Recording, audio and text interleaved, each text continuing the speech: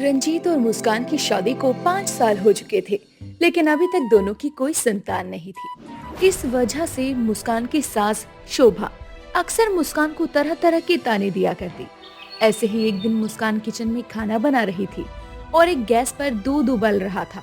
मुस्कान का ध्यान दूध पर नहीं था और बर्तन से सारा दूध बाहर आ जाता है। तभी वहाँ पर मुस्कान की सास शोभा आती है और गैस बंद करते हुए मुस्कान से गुस्से में कहती है, हे राम, सत्यानाश हो तेरा नासपीटी, सारा दूध बर्तन से बाहर निकल गया। तेरा ध्यान कहाँ रहता है? ये सब सामान फ्री में आता है क्या, जो हर दिन कोई ना कोई नुकसान करती रहती है? माफ करना माँ जी, मेरा ध्यान कहीं और ही था। मैं अभी ये सब साफ कर देती हूँ। अरे अब क्या फायदा, बर्बाद हुआ दूध वापस थोड़ी ना आ जाएगा। तूने तो हमारी जिंदगी खराब कर दी है। जब से आई है तब से कुछ न कुछ नुकसान करती रहती है। एक तो तू पहले से ही बांझ है, ऊपर से तेरे रोज रोज के ड्रामों से मैं तो परेशान हो गई हूँ। माँ जी, आप कहाँ की बात कहाँ लेकर जा रही हैं? दूध गिरने से मेरे बांझ होने का क्या वास्ता? अरे वास्ता क्यों नहीं है, तो जैसी अभागन को जब से मैं घर में बहू बना कर लाई हूँ तब से लेकर आज तक पछता रही हूँ। और तू तो इतनी बड़ी अपशुगनी है कि जहाँ पैर रख दे वहाँ जमीन बंजर हो जाए। ठीक उसी तरह तूने हमारी जिंदगी भी अपने बांझपन से बंजर कर दी है। अरे 5 सालों में तूने हमें पोते पोती का सुख तक नहीं दिया। शोभा मुस्कान को अपनी कड़वी जुबान से ताने दे रही थी। तभी वहाँ उसका बेटा रंजीत आ जाता है और शोभा की बात सुनकर कहता है, माँ, आप ये क्या कह रही हो? अब अगर मुस्कान को संतान नहीं हो रही है तो इसका सारा दोष आप उसको अकेला क्यों दे रही हैं? हो सकता है कि मुझ में ही कोई कमी हो। राम राम, ये क्या हो रहा है बेटा? तुझ में कोई दोष नहीं है, सारा दोष तो इस अभागन का है। अरे मैं तो कहती हूँ इससे तलाक ले ले और दूसरी शादी कर ले, तभी हमें और हमारे इस घर को नया वारिस मिल पाएगा। अरे इसके भरोसे रहे तो जिंदगी भर बच्चों के लिए तरस जाएंगे। बिल्कुल भी नहीं माँ, मैं ऐसा कभी नहीं करूँगा।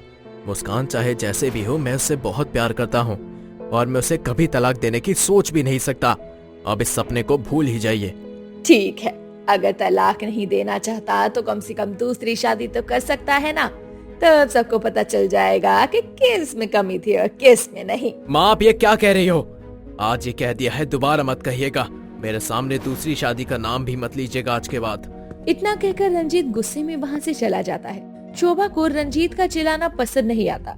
शाम के वक्त शोभा अपने हाथ में नींद की गोलियों का डब्बा लेकर जाती है और रंजीत और मुस्कान से कहती है, रंजीत बेटा, तू तो दूसरी शादी करने से रहा, चाहता ही नहीं है कि कोई और लड़की इस घर में आए और तू इस लड़की को छोड़ दे। ठीक है, अगर मेरा बेटा मेरी बात नहीं मानेगा तो मैं इस दुनिया में रहने का कोई भी हक नहीं रखती हूँ। मैं जा रही हूँ हमेशा के लिए और तू रह अपनी इस बांझ बीवी के साथ खुश। इतना कहकर शोभा नींद की सारी गोलियां खा लेती है। ये देखकर रंजीत और मुस्कान डर जाते हैं और जल्दी से मुस्कान शोभा की पीठ पर हाथ मारती है ताकि गोलियां पीठ तक ना जाएं। और वहीं शोभा उल्टियां कर देती है जिससे सारी गोलियां बाहर आ जाती है। मुस्कान रोती हुई रंजीत से कहती है, सुनिए जी, माँ जी की बात मान लीजिए, आप दूसरी शादी कर लीजिए। अगर आपने माँ जी की बात नहीं मानी तो आप मेरा मरा हुआ मुंह देखेंगे। मुस्कान, तुम ये क्या कह रही हो? तुम्हें पता भी है कि सौतन क्या होती है? क्या तुम मुझे किसी दूसरी औरत के साथ बांट सकती हो? अगर ऐसा करने से इस घर को वारिस मिल सकता है तो मैं अपने पति को बांटने के लिए भी तैयार हूँ। मुस्कान की जिद मानकर रंजीत दूसरी शादी के लिए हाँ कर देता है। कुछ ही दिनों बाद शोभा जूही नाम की एक लड़की से रंजीत की दूसरी शादी करवा देती है। शादी के अगले दिन जूही की मुंह दिखाई थी, पर उसकी सभी औरतें मुस्कान की सौतन की मुंह दिखाई की रस्म में आई थी। उनमें से एक औरत शोभा से कहती है, अरे बहन जी, ये आपने क्या किया? मुस्कान के रहते हुए आप इस घर में उसकी सौतन ले आई। बेचारी मुस्कान पर क्या बीत रही होगी, कभी सोचा आपने? अरे बस बस बहन जी, आपको क्या लगता है ये सब मेरे बहू की मर्जी से नहीं हुआ? अपने बांझपन की वजह से खुद मुस्कान ने ही अपने पति की दूसरी शादी करके उसकी सौतन लाने को कहा है। खैर, मुझे उससे फर्क नहीं पड़ता कि मेरे खानदान का वारिस मुझे मुस्कान देगी या जूही। मुझे तो बस मेरे खानदान का वारिस चाहिए। अरे घर के वारिस के लोभ में आपने जो भी किया, एक दिन आपको इसका पछतावा जरूर होगा। अरे ये बताओ, तुम यहाँ हमें दुआ देने आई हो या बद्दुआ? अरे अब जो भी समझ लो। इतना कहकर वो औरत वहाँ से चली जाती है और दोनों की बातें मुस्कान सुन लेती है। मुस्कान कोने में खड़ी होकर रोने लगती है। तभी वहाँ पर उसका पति रंजीत आता है और मुस्कान को रोता हुआ देख लेता है। अब इस कोने में खड़े होकर रोने का क्या फायदा? तुम पहले ही एक बहुत बड़ी गलती कर चुकी हो। पछताने का कोई फायदा नहीं है मुस्कान। ये आप क्या कह रहे हैं जी? किसने कहा कि ये पछताने के आंसू हैं? ये तो खुशी के आंसू हैं। वहाँ देखिए ना, माँ जी कितनी खुश है और जल्द ही उन्हें इस घर का इकलौता वारिस भी मिल जाएगा। माँ की तरह तुम्हारी अक्ल पर भी पत्थर पड़ गए हैं मुस्कान, तुम्हें समझाना बेकार है। इतना कहकर रंजीत वहाँ से चला जाता है। शाम को सारी रस्में पूरी होने के बाद जूही अपने कमरे में चली जाती है और रंजीत के आने का इंतजार करती है। कुछ देर बाद रंजीत की माँ जबरन रंजीत को जूही के पास लेकर जाती है। उसे अंदर भेजकर दरवाजा बंद कर देती है। ये क्या बात है जी? मैं आपको पसंद नहीं आई क्या? ऐसी बात नहीं है जूही, मैं तुम्हें कुछ बताना चाहता हूँ। क्या कहना है? बेझिझक कहिए। देखो, ये शादी मेरी मर्जी के खिलाफ हुई है। मेरी पहली पत्नी और मेरी माँ की जिद की वजह से मुझे तुमसे शादी करनी पड़ी, लेकिन मैं मुस्कान से बहुत प्यार करता हूँ। उसके अलावा मैं तुम्हें हाथ भी नहीं लगा सकता। ठीक है, मैं आपकी बात समझ सकती हूँ। जब तक आप नहीं चाहेंगे तब तक मैं आपके करीब नहीं आऊंगी। जूही रंजीत के मन में एक दोस्त की जगह बना लेती है, लेकिन रंजीत इस बात से अनजान था कि जूही को उससे कोई हमदर्दी नहीं है, बल्कि उसके कुछ और ही इरादे थे। अगली सुबह जूही जल्दी उठकर किचन में जाती है और चाय बनाकर तैयार कर देती है। रंजीत की चाय में बहुत सारा नमक डाल देती है। जब किचन में मुस्कान आती है तो जूही उससे कहती है, अरे दीदी, आप यहाँ कैसे?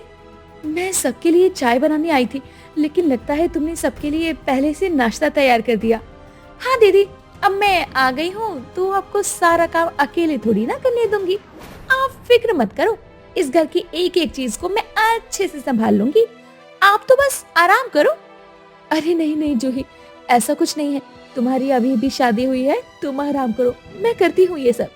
अरे नहीं दीदी, जिद मत कीजिए, आप मेरी बड़ी बहन है। अच्छा एक काम करिए, आप ये चाय रंजीत को दे आइए, मैं माँ जी को दे आती हूँ। ठीक है।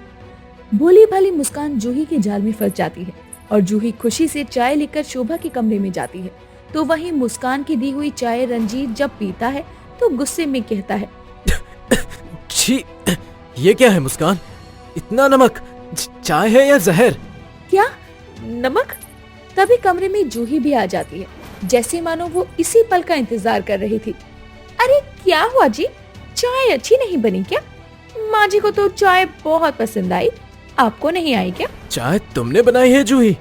जी ये चाय मैंने ही बनाई है, दीदी से कहा था आपको देकर आने के लिए। तुम जानती हो कि चाय में कितना नमक है?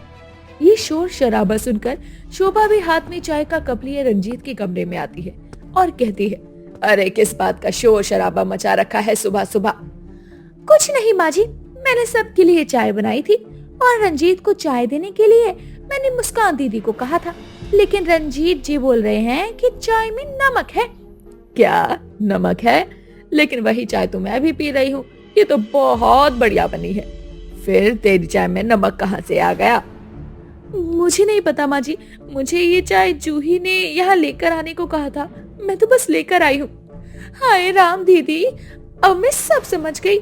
आप नहीं चाहती कि मैं रंजीत जी की जिंदगी में रहूं, इसलिए आप मुझे उनकी नजरों में बुरा बनाना चाहती हैं। ये तुम क्या कह रही हो जूही? मैंने ऐसा कब कहा? और मैं तो तुम्हें अपनी बहन की तरह मानती हूँ। अरे ऐसा नहीं है, ये आप कहना चाहती हैं। ये मैंने खुद रंजीत की चाय में नमक मिलाया है और जानकर आपको चाय देकर आने को कहा, ताकि आप उनकी नजरों में बुरी बन जाओ। राम बचाए बुराई से। ये इल्जाम नहीं झेलना चाहती मैं आज और अभी के अभी घर से जा रही हूँ।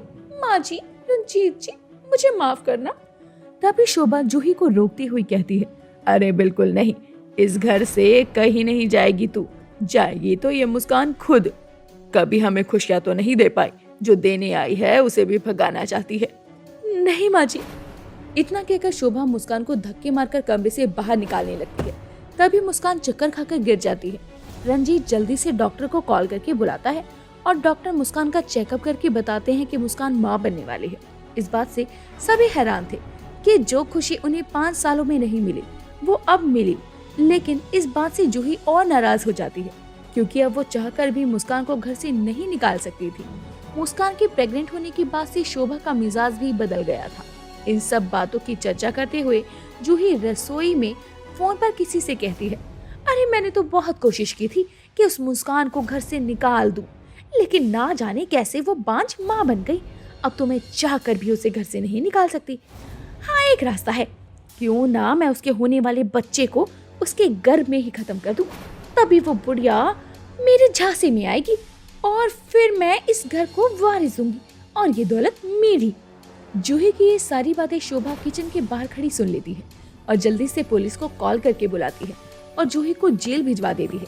जिसके बाद शोभा अपनी बहू मुस्कान से माफी मांगती है और मुस्कान भी अपनी सास शोभा को माफ कर देती है।